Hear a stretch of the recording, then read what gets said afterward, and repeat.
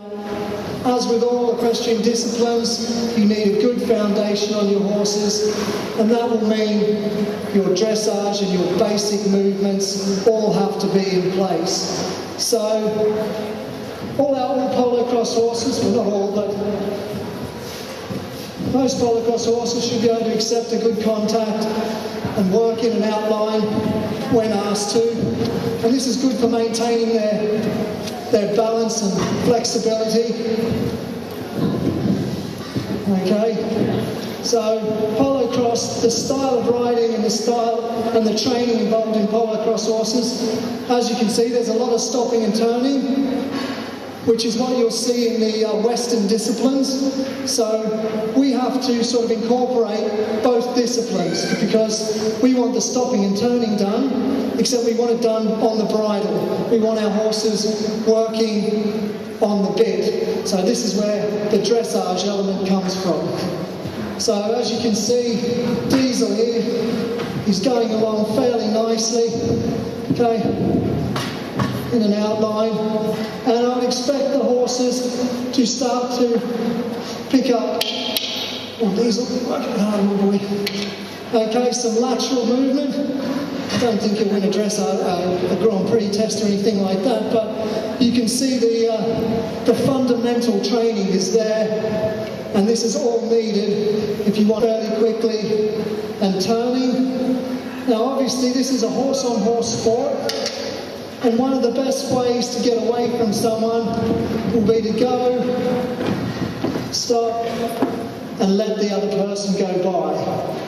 Okay, so we need to be stopping from speed very quickly. Okay, the other thing we will need to do, which you've probably seen in some of the other demonstrations with the Western riders, is you'll want to be seeing some rollbacks and pivots. Okay, so we want probably seen a couple of those sorts of turns. A couple of turns around like that, okay, which is involved in the Western disciplines. Okay, and also that cool nature, I can do these sort of things, drop my horse and he relaxes again.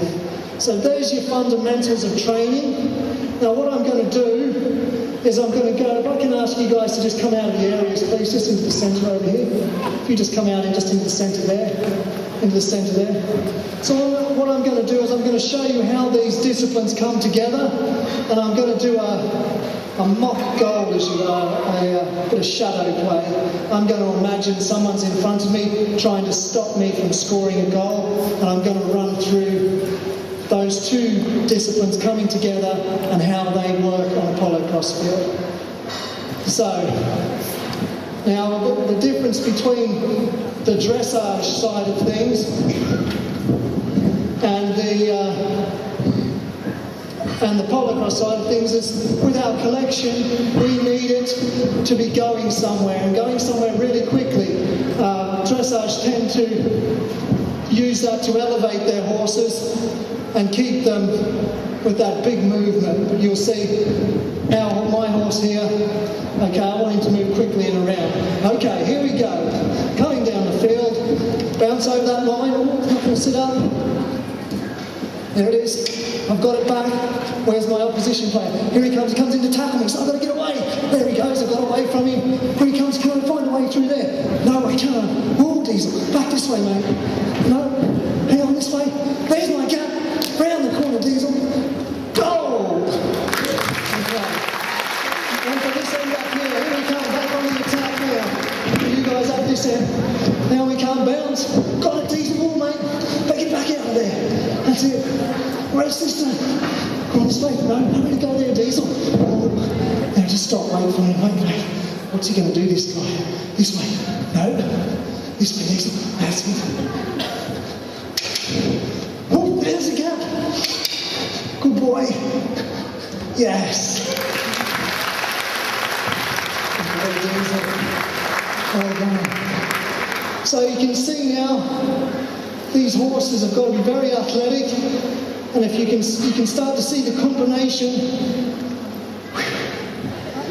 of the two disciplines coming together. My horse is working on the bridle, but at the same time, we're doing quick turns, stopping, getting out of there, and you can see Diesel waiting for my every move. What do you want me to do? What do you want me to do? And that's a sign of a pretty good horse. Okay, let's get our players back on the field. Give me a break, and you guys can enjoy a bit more polocrosse. Back to you, Ian. Thank you, Jason. So there you go. While the players just get mounted back up, I'll just tell you a little bit more about the sport. The sport is played in the UK in both the UKPA tournaments and also within Pony Club. It's a recognised Pony Club discipline, and it's growing. It's a growing sport within both these arenas that play both the UKPA and the Pony Club. And both the UKPA and Pony Club will do all they can to help new people play and new people take up the sport. So obviously it's played at an international level as well. Like I said, we've got a couple of UK players out there, and the biggest event on the international polocrosse scene is the World Cup, which is played every 4 years. And the next World Cup is actually being held in the UK. It's being held at Bishop Burton College in North Yorkshire in 2011. So that should be a wonderful occasion for UK polocrosse and for the UK in general. So they're getting ready to line back up. So this time the black team will be shooting up towards the far end, and the blue team will be shooting down towards me, and the ball's loose on the floor. Who wants it? It's picked up by Joel 6 from the black team. Joel 6. Someone has a swing his racket, but can't dislodge it. Flicks it across to Isla Young. Isla Young in lots of space and time. The blue defenders will try and come and close him down now. They'll try and find their way around to his stick side. They can't tackle from his non-stick side, so they've got to get around to his right-hand side of his horse so they can lay in a tackle. And in the meantime, the opposition black players try and keep him away and try and keep. And the goal will back to him, flicks it over to Joel 6, and he finishes off the job.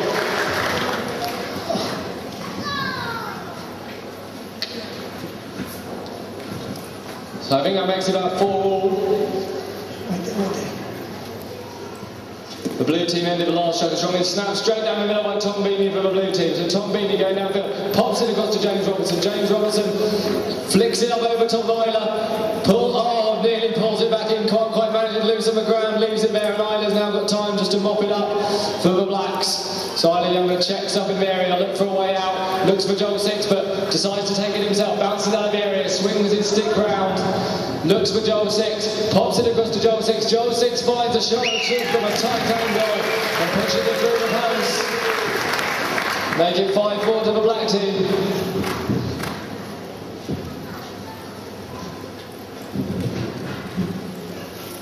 So I'll line up again on Jason Webb, and he'll wait until they're all straight. They've all got to be straight and facing forwards in these line-outs. So none of them gain an unfair advantage. He throws it in, bounces down on the sticks. Obviously they want to snap it cleanly in those line-outs. They don't want it to bounce off the sticks, but obviously they're also all trying to stop each other snapping it cleanly. And when it goes loose on the floor, then they will just try and pick it up. So it's been picked up by Joel 6 and number 1 for the black team. He flicks the big pass in field to Isla Young. It goes downfield. Flicks it back to him, lovely play by the blacks. As they work their way around in the area, he'll try and find a way around Sarah Durney. Sarah Durney has a big swing at his stick but can't make contact, and in doing so just drops it over back. It's a bit of a hard job being a number 3, as you probably can gather. When you're number 1 and you get in that area, you expect to score every time. You shouldn't really miss those goals.